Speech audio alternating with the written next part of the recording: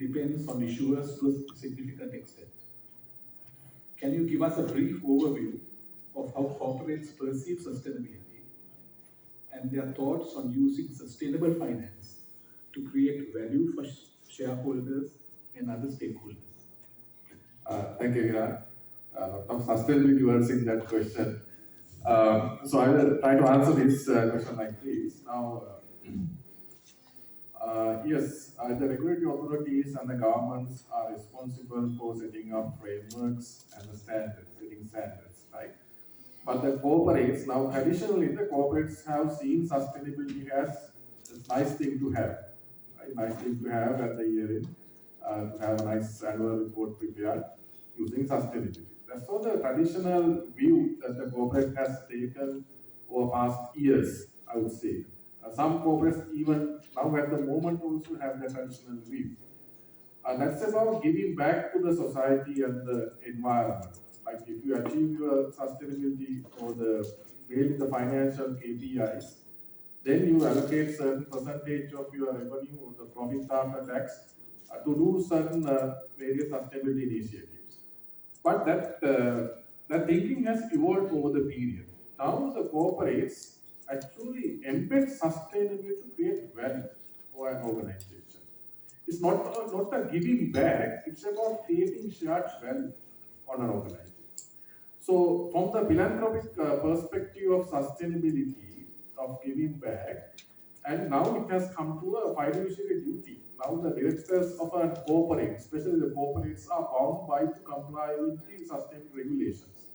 For example, very recently, like 2 weeks back, 3rd of March this year, Colombo Stock Exchange has revised the listing rules and sent it to all the listed companies, making it mandatory for the listed companies to disclose sustainability-related information in the annual report commencing from 18th of February this year. Right? So it's a mandatory regime.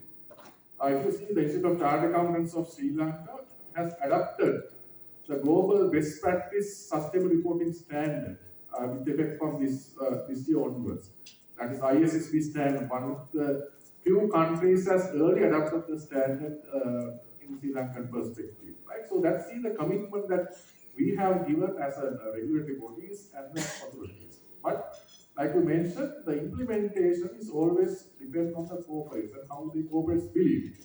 Do we have a traditional belief or do we go for creating the shared value?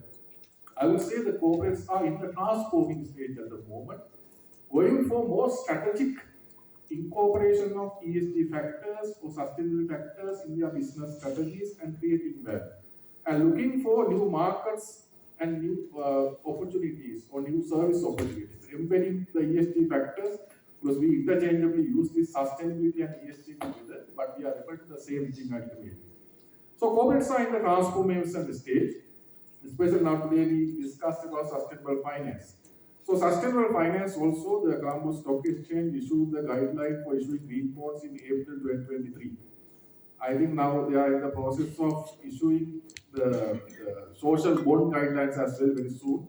So it's a good initiative, a good tool for corporates to have to finance their sustainability initiative within the corporates, right? But I would say in Sri Lankan context, there are a few challenges in promoting sustainable finance instruments like the green bonds and the blue bonds which we have at the moment. One such challenge, I think the keynote speaker has addressed that as well, the incentive schemes, the promotion of this. Why an organization need to issue a traditional corporate bond or a green bond? What is the benefit of issuing a green bond or a social bond?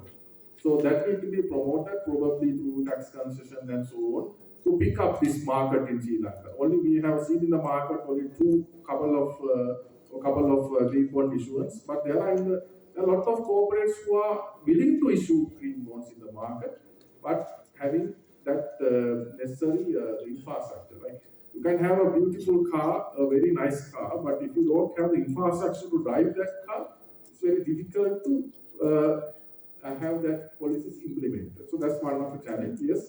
So corporate has a responsibility. Now they are taking it as strategic priority. And for value creation purpose, they are emitting sustainability. Thank you very much.